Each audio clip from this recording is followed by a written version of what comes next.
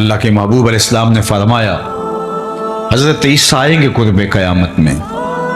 اور یہ ختم نبوت کی بھی دلیل ہے کہ وہ اپنی شریعت لے کر نہیں آئیں گے، حضور کی شریعت کے مطابق فتویٰ دیں گے۔ مسجد اموی کے شرقی مینار سے نیچے اتریں گے، آسمان سے نیچے اتریں گے، دو فرشتوں کے کندھوں پہ ہاتھ رکھا ہوگا، تازہ وضو کے آثار ان کے بدن سے ہویدا ہوں گے اور قطرے ٹپک رہے ہوں گے پانی کے زلفوں سے۔ فجر کی نماز کا وقت ہوگا، لوگ صفے باندھ کے انتظار میں ہوں گے، اقامت کہی جا چکی ہوگی کہ حضرت عیسیٰ آئیں گے۔ کہا جائے گا کہ آپ مصلی پہ آ جائیں، لیکن وہ حضرت امام مہدی سے کہیں گے آپ مصلی پہ آئیں، پیچھے نماز پڑھیں گے امام مہدی کے۔ میرے اور آپ کے آقا و مولا نے کہا، کروڑوں سلام ان پہ، فرمایا کہ وہ وقت کیسا ہوگا جب عیسیٰ ابن مریم آئیں گے لیکن امام تم سے ہوگا۔ تو حضرت امام مہدی کے پیچھے نماز پڑھیں گے، پھر حضور کے دین کے لیے میدان عمل میں نکلیں گے۔ اس وقت امت 3 گروہوں میں بٹ چکی ہوگی۔ احادیث آخر الزماں پڑھیے، ایک گروہ کٹ چکا ہوگا، شہید ہو چکا ہوگا، ایک گروہ فرار کا رستہ اختیار کر لے گا، منطقیں تراش لے گا، فلسفے بھگا رہا ہوگا۔ اتنی بڑی طاقت کے ساتھ لڑنا ہمارے بس کا روگ نہیں ہے، اتنے اسلحے، اتنے آلات حرب و ضرب، اتنی جدید ٹیکنالوجی ہمارے بس کا روگ نہیں مقابلہ کرنا، لہٰذا عافیت قدے میں بیٹھ جائیں گے۔ یہ دوسرا گروہ ہوگا۔ تیسرا گروہ میرے حضور نے ارشاد فرمایا کہ وہ اقصیٰ کے دروازوں پر حق کے لیے لڑ رہا ہوگا۔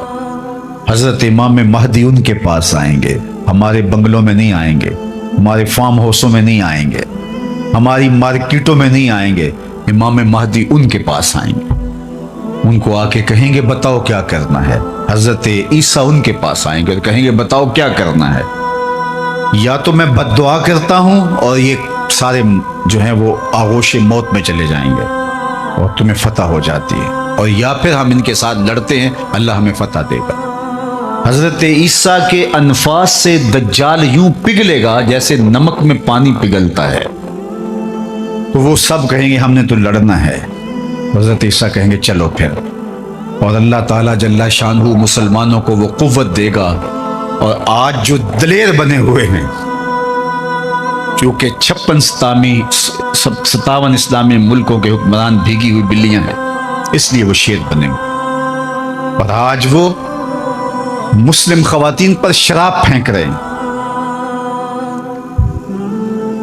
چند اسرائیلی نوجوان اکٹھے ہوتے ہیں اور کہتے ہیں فلاں علاقے میں چلو،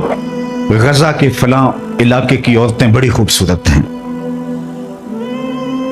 یہ امت کا یہ آج کا درد ہے،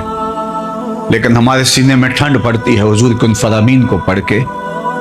کہ یہ کسی پتھر کے پیچھے چھپ کے پناہ لینا چاہیں گے تو مخبر صادق آمنہ کے لال نے فرمایا وہ پتھر آواز دے کے مسلم مجاہد کو کہے گا ادھر آ، یہ ظالم میرے پیچھے چھپا ہوا ہے۔ کوئی درخت بھی ان کو پناہ نہیں دے گا سوائے الغرقت نامی ایک درخت کے، جس کے بارے میں وہ جھاڑی ہے، حضور فرمایا شجرۃ الیہود، یہ یہودیوں کا درخت ہے، یہ صرف پناہ دے گا، اس کے علاوہ کوئی ان کو پناہ بھی نہیں دے گا۔ اور سنو تمہیں ٹھنڈ پڑنی چاہیے، ہمارا اندر سلگ رہا ہے اس وقت امت کے حالات کو دیکھ کے، لیکن خزاں کے بعد کا موسم بہار ہوتا ہے، انشاءاللہ وہ وقت آنے والا ہے، اور یہ حضور کا فرمان اور صحیح حدیث ہے۔ اللہ کے محبوب نے ارشاد فرمایا پتھر اور گارے سے اور اینٹ اور جو ہے وہ مٹی سے بنا ہوا کوئی گھر، اون اور چمڑے کا بنا ہوا کوئی خیمہ پھر ایسا نہیں رہے گا جہاں کلمۃ الاسلام داخل نہیں ہوگا۔ گویا شرق سے غرب تک، شمال سے جنوب تک، کائنات کی ایک ایک چھت پہ جھنڈا میرے حضور کے نام کا جھول رہا ہوگا۔ اللہ کا وعدہ ہو والذی ارسل رسولہ بالہدی ودین الحق لیظہرہ علی الدین کلہ، اللہ نے وعدہ کیا کہ دین اسلام کو میں غالب کر کے رہوں گا، رسول کو بھیجا اس لیے ہے، اور وہ زمانہ وہ وقت دیکھے گا 40 سال تک خلافت علی منہاج النبوہ قائم رہے گی، حتیٰ کہ بکری گھاٹ کے اوپر پانی پی رہی ہوگی تو شیر آئے گا تو ایک کونے میں پانی پی کے چلا جائے گا، اس کو ہمت نہیں ہوگی کہ بکری کو آنکھ اٹھا کے دیکھے کہ مسلمانوں کا خلیفہ بیٹھا ہوا ہے۔ 40 سال تک یہ امن قائم رہے گا اور پوری دنیا کے اوپر جھنڈے میرے حضور کے جھولتے رہیں گے۔ اور یہ وقت آنا ہے، میں نے اور آپ نے اپنی نسلوں کو بتا کے جانا ہے دجال کے بارے میں۔ صحابہ دجال کے بارے میں اپنی نسلوں کو یوں سکھاتے تھے جیسے قرآن کی آیتیں سکھائی جاتی ہیں۔ صحابہ کہتے ہیں حضور نے ہمیں دجال کے بارے بتایا اور تھوڑے فاصلے پر کھجور کا ایک جھنڈ تھا اور حضور بیان کر رہے تھے، اور اس طرح حضور نے کہا کہ بس وہ بہت جلد آنے والا ہے، تو ہمیں لگا کہ اس جھنڈ کے پیچھے ہوگا کہیں، ابھی نکل کے آ جائے گا۔ اس قدر صحابہ کو بتایا کہ بہت جلد دجال ظہور پذیر ہونے والا ہے، اور آج تو دجالی فتنے پوری طرح سے محو نفوذ ہیں، اور گلی گلی دجال اپنی تمام تر توانائی کے ساتھ مسلمانوں کو جو ہے وہ کیپچر کر رہا ہے۔ میں کہتا ہوں اگر ہم نے اپنی نسل کو نہ بتایا تو آنے والی نسل ہماری دجال کے قبضے میں ہوگی اگر اس کے ساتھ نفرت پیدا نہ کی تو، چونکہ وہ بھرپور پیکج بھی دے گا، زندہ بھی کرے گا، مارے گا بھی۔ آج بھی لوگ کہتے ہیں جناب جو ہے وہ ہم نے اپنی معیشت بھی تو بچانی ہے، ہمارے ایوان بالا کے اندر قرارداد پیش کی کہ ہمیں بھی ڈالر چاہیے، تو وہ پیکج بھی دے گا اور دوسری جانب خوف بھی دے گا، اور بہت سارے لوگ دجال کے ساتھ کھڑے ہو جائیں گے، لیکن جن کے سینے میں ایمان کا چراغاں ہوگا وہ ٹکڑے ٹکڑے بھی کر دے گا، پھر بھی کلمہ حق نہیں چھوڑیں گے۔ ہم نے اپنے آپ کو اتنا مضبوط کرنا ہے، اپنی نسلوں کو اتنا مضبوط کرنا ہے، یہ کسی صورت کے اندر بھی دجال کے ساتھ کھڑی نہ۔ یہ جو 30 جھوٹے نبوت کے دعوے دار ہیں، ان کو کذاب بھی کہا گیا، ان کو دجال بھی کہا گیا، اور دجال اعظم بڑا دجال وہ سب سے آخر میں آنے والا ہے، لیکن وہ اس کا استدراج تو ہوگا جو کچھ دیر چلے گا، لیکن حضرت عیسیٰ کے انفاس سے وہ پگھل جائے گا اور اللہ اسلام کا بول بالا کرے گا۔ تو آج نہیں تو کل اسلام کا بول بالا ہونے والا ہے۔ ان مشکل حالات میں تذبذب میں مبتلا نہیں ہونا، کمزوری میں نہیں آنا۔ یہ مشکل حالات ہیں اس وقت امہ کے اوپر، اور 56-57 اسلامی ملک جو ہے وہ ہتھیار پھینک چکے ہیں۔ یہ کل کا ہی آپ جنرل اسمبلی کا اجلاس اٹھا کے دیکھیے، کشمیر کی بات کی ہی نہیں گئی، چھوڑ دیا کشمیر کو، فلسطین کا بھی نام چھوڑ دیں کوئی پرواہ نہیں، زمانہ چھوڑ دیں۔ میں کہتا ہوں مالک وہ جو ڈٹے ہیں اقصیٰ کے دروازے پہ، ان کے حوصلے نہ ٹوٹنے دینا، ان کو سر بلند رکھنا، ان کو اونچا رکھنا، اور ان کے پیغام کا ابلاغ دنیا کے اوپر ہوگا، اور انشاءاللہ وہ وقت آنے والا ہے کہ پوری دنیا کے اوپر اسلام کا غلبہ ہوگا۔ آ ملیں گے سینہ چاکانے چمن سے سینہ چاک، بزم گل کی ہم نفس باد صبا ہو جائے گی، شبنم افشانی پیدا کرے گی میری سوز و ساز، اس چمن کی ہر کلی درداش نہ ہو جائے گی، آسماں سحر کے نور سے ہوگا آئینہ پوش، اور ظلمت رات کی سیما پا ہو جائے گی، شب گریزاں ہوگی آخر جلوائے خورشید سے، یہ چمن معمور ہوگا نغمہ توحید سے۔ انشاءاللہ ہم نے حصہ ڈالنا ہے اور دعا کرنی، اللہ اگر ہماری زندگی میں حضرت امام مہدی حضرت عیسیٰ آئے، اللہ ان کے لشکر میں شامل فرمانا، اور ہماری اولادوں یا اولادوں کی زندگی میں یہ سعادت ان کو نصیب ہو، تو اللہ وہ دجال کے ساتھ نہ کھڑے ہوں، وہ امام مہدی کے ساتھ کھڑے ہوں، حضرت عیسیٰ کے ساتھ کھڑے ہوں۔ اور انشاءاللہ مجھے یقین ہے کہ ہماری نسلیں دجال کے ساتھ نہیں کھڑی ہوں گی، ان کی روح اور دین کا نور ان کے سینے کے اندر انڈھیل گئے، اس کے 2 آنکھوں کے درمیان واضح طور پہ کافر لکھا ہوگا، جو مومن دیکھے گا بھی پہچانے گا بھی، اور جب پہچان لے گا پھر کوئی فرق نہیں پڑتا کہ اس کے ٹکڑے کیے جاتے ہیں، اس کے جسم کی بوٹیاں کی جاتی ہیں یا قیمہ کیا جاتا ہے، اس کو کوئی فرق نہیں پڑتا، وہ کھڑا ہو کے کہے گا کہ میں تیرے ساتھ نہیں ہوں، میں حضرت عیسیٰ کے لشکر میں شامل ہوں۔ اللہ جل شانہ کی بارگاہ میں آپ سارے لوگوں کی آمین کے ساتھ دعا ہے کہ اللہ اس امت کو غلبہ عطا فرمائے، اور ہمیں حضور علیہ الصلاۃ والسلام کے دین کا سچا سپاہی بنائے، اور دنیا آخرت کی بلائیاں ہمارا مقسوم کرے، اقبال کے سارے فلسفے کا رس نچوڑیں تو جو جوس نکلتا ہے، رس نکلتا ہے، وہ یہ ہے کہ محمد سے وفا تو نے تو ہم تیرے ہیں، یہ جہاں چیز ہے کیا لوح و قلم تیرے ہیں۔ اقبال کہتا ہے حضور سے وفا کر لو، پھر قلم بھی تمہارے ہاتھ میں دے دیں گے، تختی بھی تمہیں ہی دے دیں گے، لوح بھی تمہیں پکڑا دیں گے، پھر تمہاری تقدیر کے فیصلے واشنگٹن میں نہیں ہوں گے، بلکہ خدا بندے سے خود پوچھے گا بتا تیری رضا کیا ہے۔ انور نکالتے ہیں اور پہرے پر مامور اس صحابی کو ارشاد فرماتے ہیں کہ تم چلے جاؤ، میری حفاظت میرے رب نے اپنے ذمہ کرم پہ لے لی۔ سوال یہ ہے کہ جتنے بھی پیغمبر، نبی، رسول، جتنے بھی پیغمبر، نبی اور رسول تشریف لائے ہیں، اللہ جل شانہ کے سچے اور فرستادہ رسول اور پیغمبر تھے۔ انہیں شہید کیا گیا، لیکن اللہ نے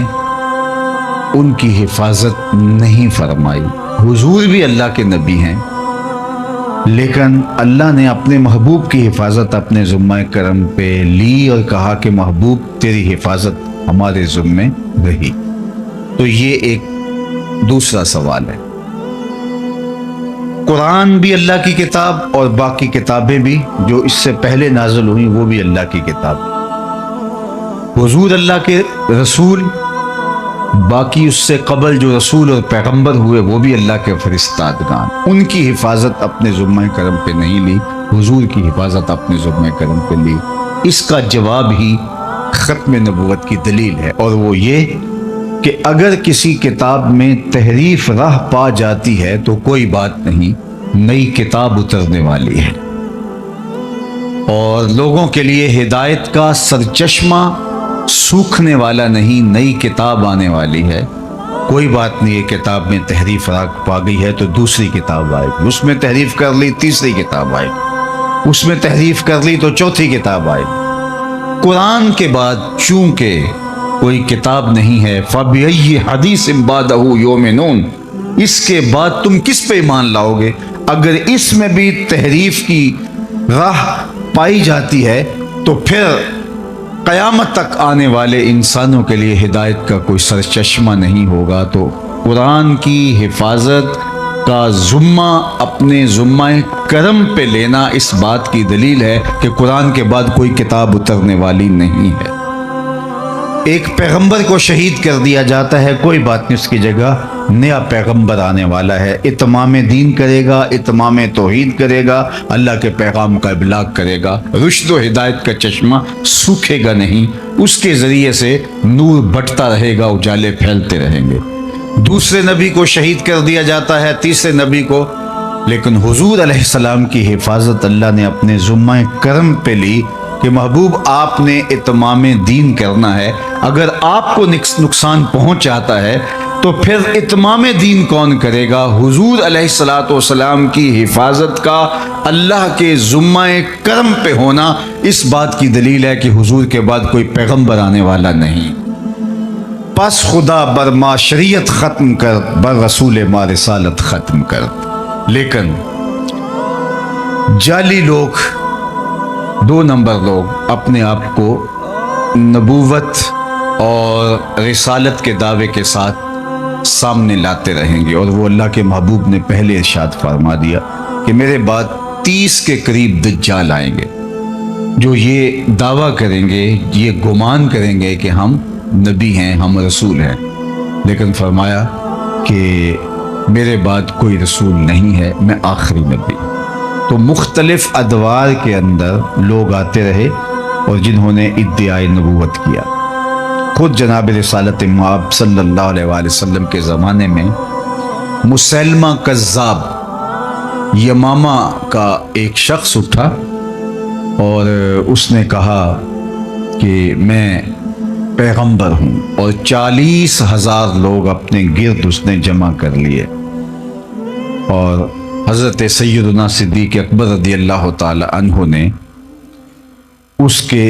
معارضے میں، اس کے مقابلے میں باقاعدہ فوج بھیجی 13,000 کے قریب لشکر جا کے اس کا معاوضہ کرتا ہے، اس کا مقابلہ کرتا ہے اور اسے شکست فاش دیتا ہے۔ اور اس راستے کے اندر اس جنگ میں 1200 مسلمان شہید ہوتے ہیں۔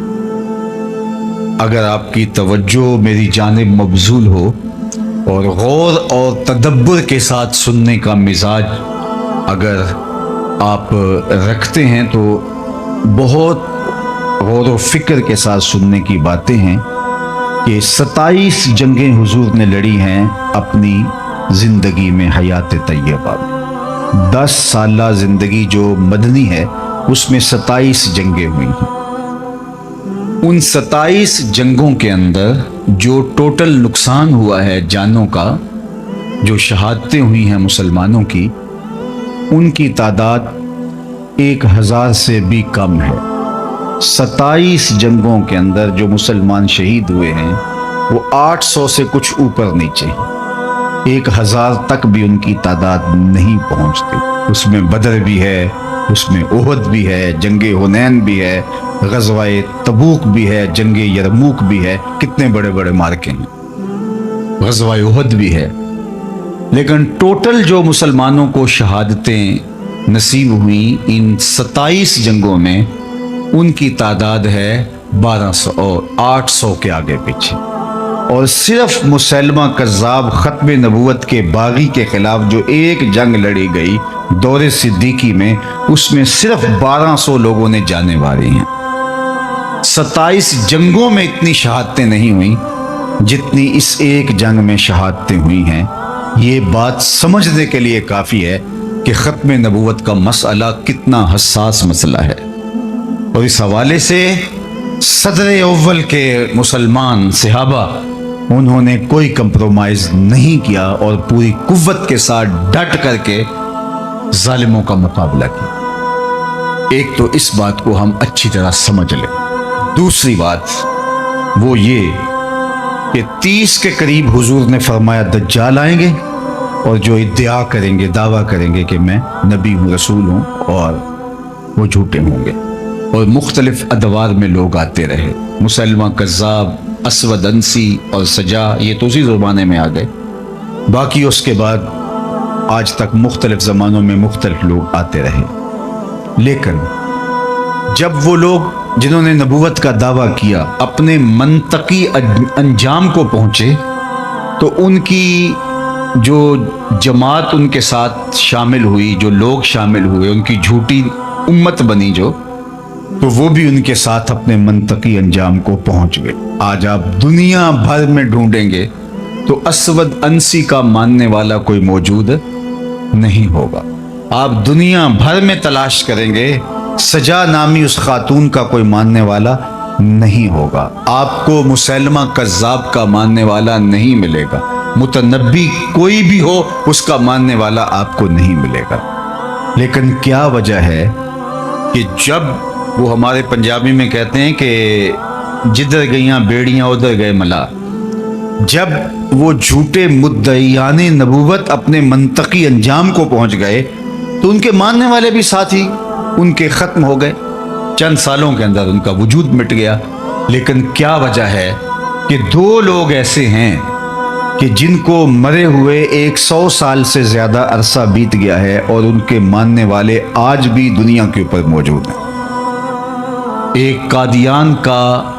دجال مسیلمہ پنجاب مرزا قادیانی،